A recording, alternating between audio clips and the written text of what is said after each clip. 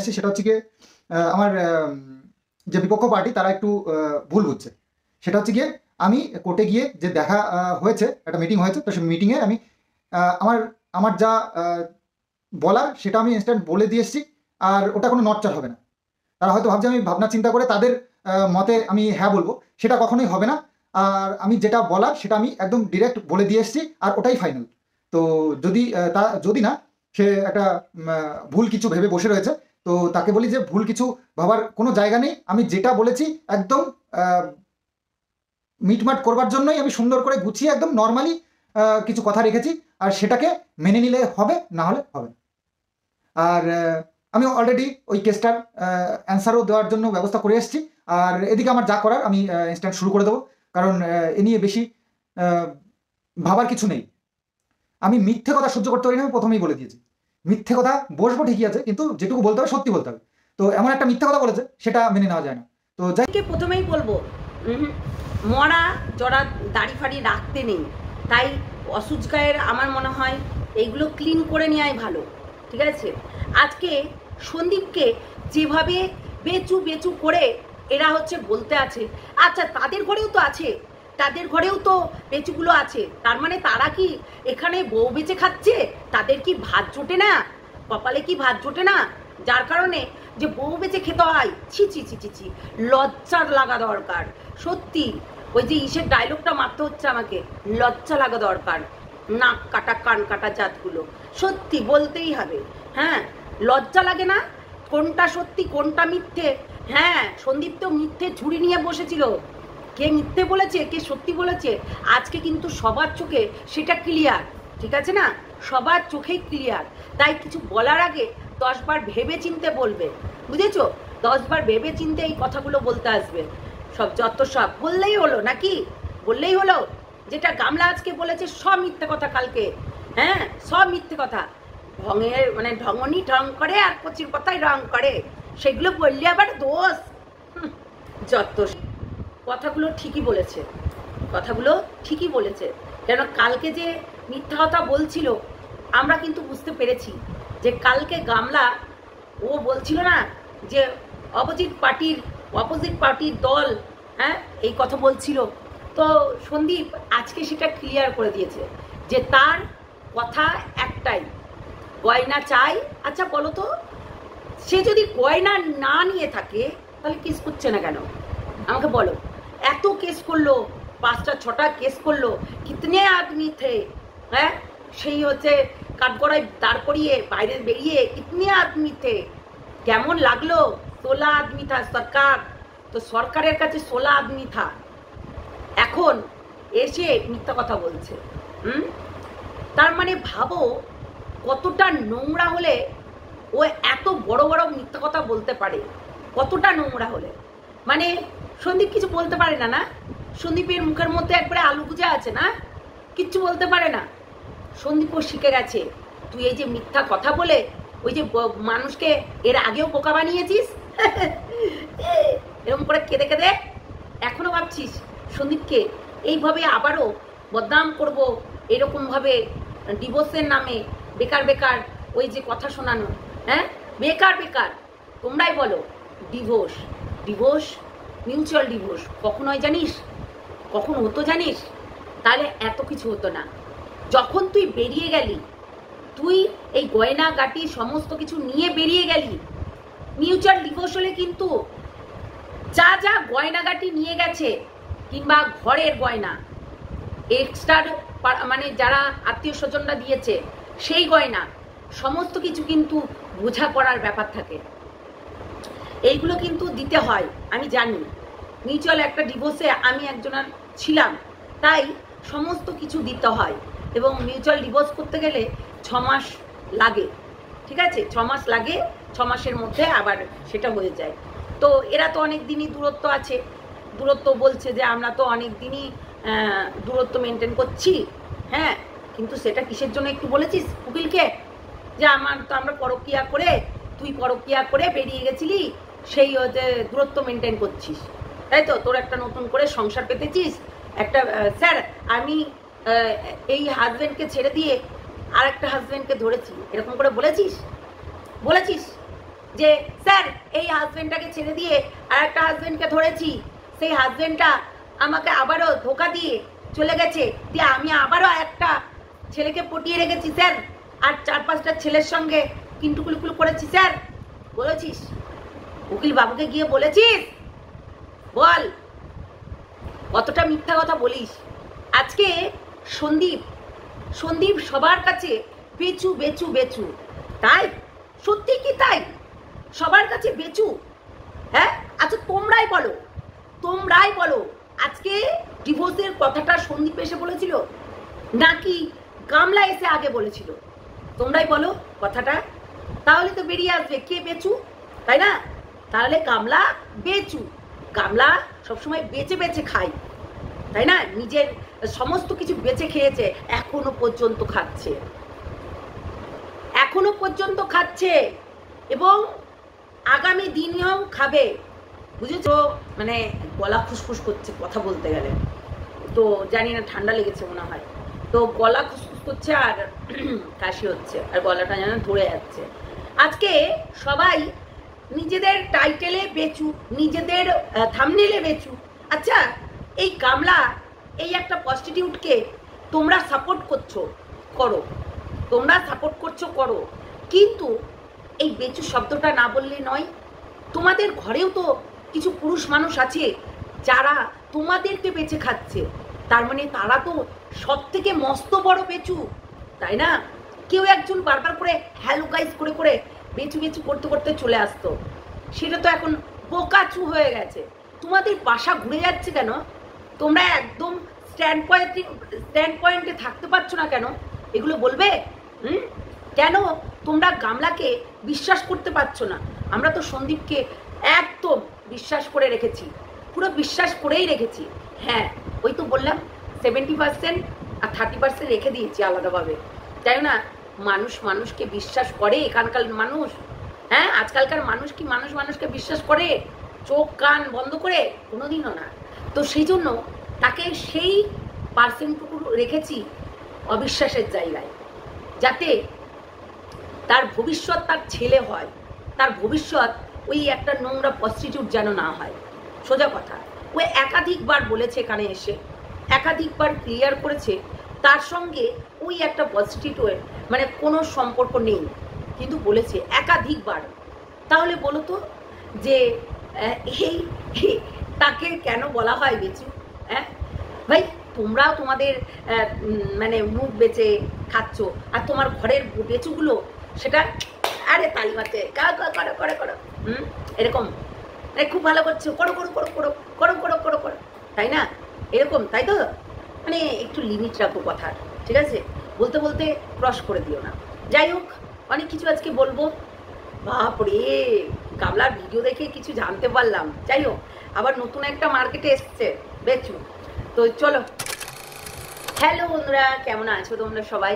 নিশ্চয়ই ভালো আছো, আমিও ভালো আছি আজকে। কিন্তু আজকে বাইরে একটু গেছিলাম থানাতে, ও মাই গড, এত রোদ, মানে রোদ দেখে মাথা খারাপ হয়ে যাচ্ছে ভাই। আমরা তো দেখতে পাচ্ছি চারিদিকে যুদ্ধ লেগেছে। আগে মহাভারত যখন রামায়ণ হতো তখন মানে অন্যরকম লেভেলের যুদ্ধ হতো, এখন আবার বিশালভাবে যুদ্ধ হচ্ছে। সত্যি এই যুদ্ধতে কত মানুষের প্রাণ যাবে, তাই না? প্রাণ যাবে এবং বলিদান দিচ্ছে দেশের জন্য। আমরা তো নিশ্চিন্তাতে ঘরের মধ্যে বসে আছি, কিন্তু তারা লড়াই করে যাচ্ছে। সত্যি তাদের জন্য স্যালুট ভাই, তাদের জন্য স্যালুট, যারা দেশের জন্য এত লড়াই করছে। তাদের মন থেকে ভগবানের কাছে চাইবো তাদের আত্মার শান্তি হোক। এবং সত্যি খুব কিছু বলতে পারবো না এখানে, না কিছু মানে আলোচনা করতে পারবো না। নিউজ চ্যানেলরা করছে ঠিক আছে, কিন্তু আলোচনা আমরাও করতে পারবো না। কিছু জিনিস আছে সেটা রুলসের বাইরে, তাই না? তো সেইগুলো কিন্তু আমরা আলোচনা করতে পারবো না, তার জন্যই আর কি করবো না। প্রচণ্ড রোদ আজকে, মানে টাক ফাটা রোদ বলে যাকে বলে, আম পাকা গরম কাঁঠাল পাকা। তো চারিদিকে গরমা গরম খবর চলছে, সত্যি চারিদিকে গরমা গরম খবর চলছে, আর সবাই এসে এখানে মিথ্যা কথা বলছে। তো যাই হোক, আজকে সন্দীপ কিছু কথা ক্লিয়ার করেছে, কিছু কথা বলেছে যেগুলো গামলা রীতিমতো ভুল বলছিল, মানুষকে বোকা সাজাচ্ছিল। আর আজকে যখন সন্দীপ এসে বলেছে আর সেই জিনিসগুলোকে নিয়ে কিছু অপোনেন্ট পার্টিরা, মানে অপোনেন্ট দলগুলো যাদের নিজের কোনো স্ট্যান্ড পয়েন্ট নেই, হ্যাঁ, যারা নড়বড়ে এইদিকে একবার করে, তো নড়বড়ে মানুষগুলো আজকে কি বলছে না, তো বেচু আবারও বেচতে বসেছে। ভাই আজকে যদি ক্লিয়ার না করে তারপরে তোমরাই তো বাতাঙ্গার বানাবে কথার, তাই না? কথার বাতাঙ্গার বানাবে। তো সেই জন্য ও ক্লিয়ার করে দিল। কেন ক্লিয়ার করবে না? কেন ক্লিয়ার করবে না? আজকে যদি না ক্লিয়ার করে পরবর্তীকালে তোমাদের ভেতরে সন্দেহ জেগে যাবে। আজকে একটা কথা বলো, ওদের মধ্যে কি হয়েছে? একটা চুক্তিবদ্ধ হয়েছে, গয়না দে দো আর ডিভোর্স লেলো, ঠিক আছে? মানে ডিভোর্স লেলো, লেলুকুড়ি নয়, এরকম করে ভিডিও করে, ও মা গো মা, লেলুকুড়ি তো লেলুকুড়ি, সত্যি কথা বলতে না, অনেকেই বলেছে না কি যেন ওরা জ্বলন বুড়ি, আমাদের দিদিভাই বলে, তো জ্বলন বুড়ি বিশাল জ্বলতে থাকে, সারাক্ষণ জ্বলতে থাকে।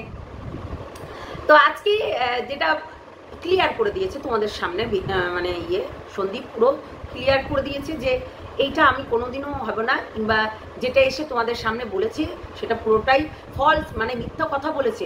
তাই ওর কথা আর শুনবে না, কেন আমি যেটা বলেছি একবার সেই কথাটাতে আমি অটুট রাখবো।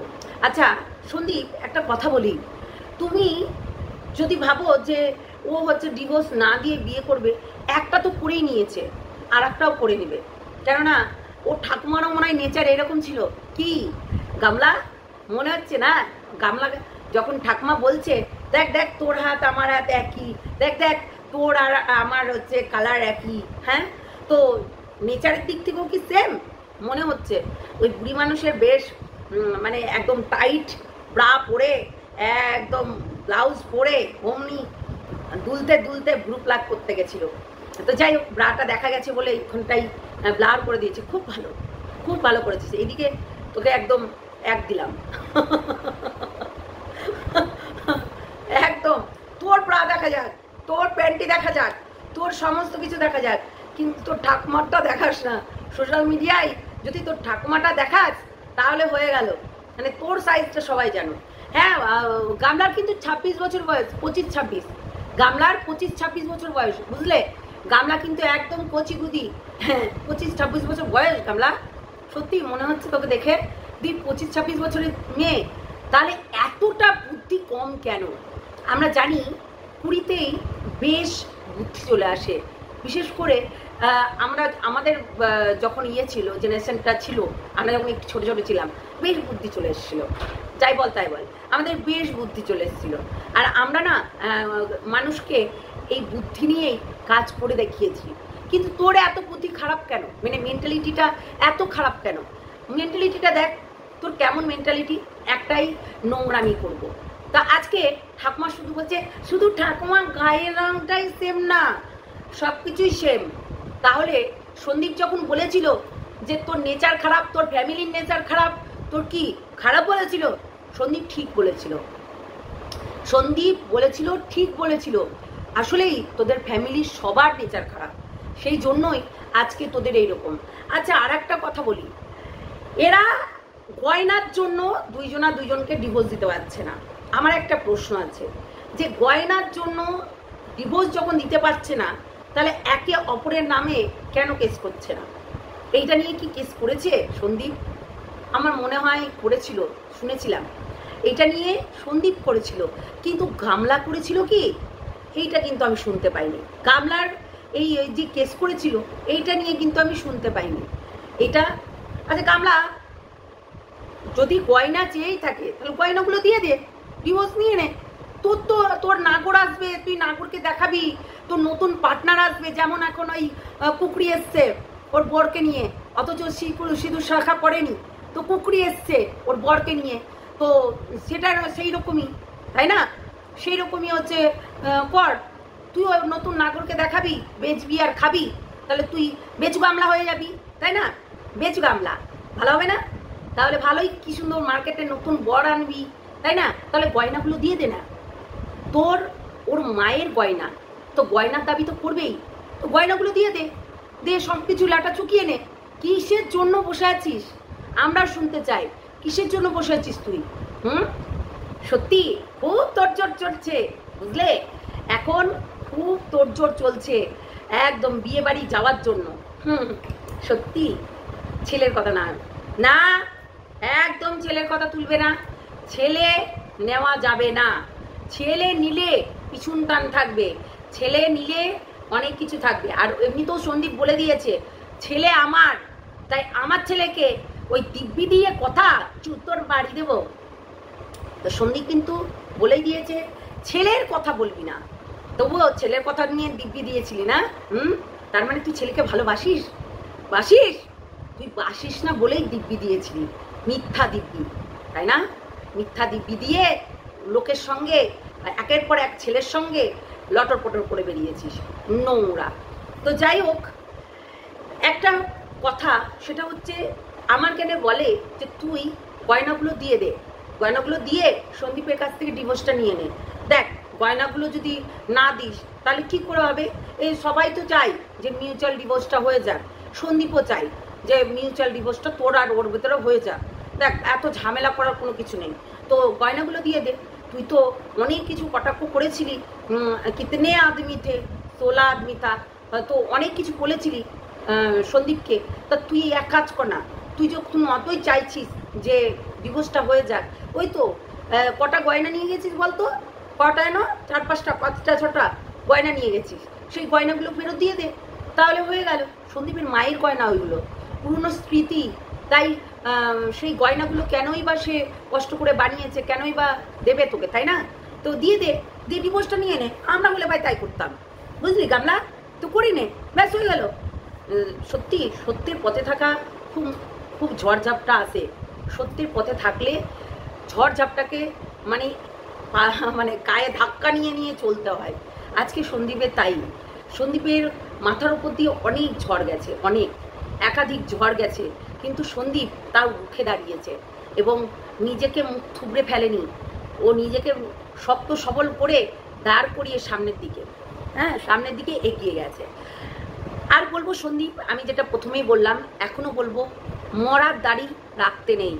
মরার দাড়ি রাখলে না অন্য কিছু হয়ে যায়, তাই সেভটা করে নেওয়াই ভালো। মরার দাড়ি এগুলো লোম টোমগুলো রাখতে নেই। অনেকে আছে না যে নাড়াও করে ফেলে, কিন্তু সে নাড়া না করলেও এই যে দাড়ি এইগুলো মানে বগলের এগুলো সবাই চেছে নেয়, তাই এগুলো রেখো না। কিছু জিনিস আছে নিয়ম আমাদের হিন্দু মতে, তাই হচ্ছে সেইগুলোকে একটু পালন করো। তো সেটাই চাইবো যে তোমার জিনিস সবসময় শুভ শুভ হোক। দেখো একটা কথা বলি, এই মরার দাড়ি না রাখলে পরে হচ্ছে অশুভ ব্যাপারটা থাকে, তাই আমার মনে হয় দাড়িটা কামিয়ে নেওয়াই ভালো মনে হয়, কেননা পরে আবার দেখো। তো সেটাই হচ্ছে কথা। দেখো অশুভ যেটাতে হয় সেটা রাখতেই নেই। দেখো আমাদের বিয়ে টিয়ে হলে নারায়ণ পুজো দেওয়া হয়, কেন দেওয়া হয়? একটা শুভ কাজে যাচ্ছে, তার সেখানে ঠাকুরকে পুজো দিয়েই সমস্ত কাজ সম্পন্ন করা হয়। তো তার জন্যই কিন্তু অনেকে কালী পুজো দেয়, অনেকে শিব ঠাকুরের পুজো দেয়, অনেকে হচ্ছে নারায়ণ পুজো দেয়। তো সেই কাজগুলো কিন্তু সফলতা আনার জন্যই, মানে ভগবানকে আগে ভগবানের চরণে সেই ফুলটা পড়ুক, তারপরে না অন্য কিছু কাজে লাগবে, তাই না? তো সেটাই হচ্ছে কথা। তো চলো সবাই ভালো থেকো, সুস্থ থেকো, সাবধানে থেকো। ছোট্টর ভেতরেই ভিডিওটা রাখলাম, বেশি বড় করলাম না, কেননা প্রচণ্ড মাথা ব্যথা করছে, মানে জানি না কেন, মানে ঠান্ডা লেগেছে, ওই জন্য আমার একটুতে ঠান্ডা লেগে যায়, এই একটা বাজে অভ্যেস। তো চলো টাটা, নেক্সট ভিডিওতে দেখা হচ্ছে। অবশ্যই আজকে দিতে পারবো কিনা জানি না, কিন্তু অবশ্যই কালকে আবার আসবো। যদি আসি তো রাত্রিবেলায় আর একটা ভিডিও দেওয়ার একটা আছে, ওই যে নতুন কাপল, তো এই কাপলকে নিয়ে আসবো অবশ্যই। চলো ততক্ষণের জন্য বাই বাই, ভালো থেকো, সুস্থ থেকো, সাবধানে থেকো, টাটা।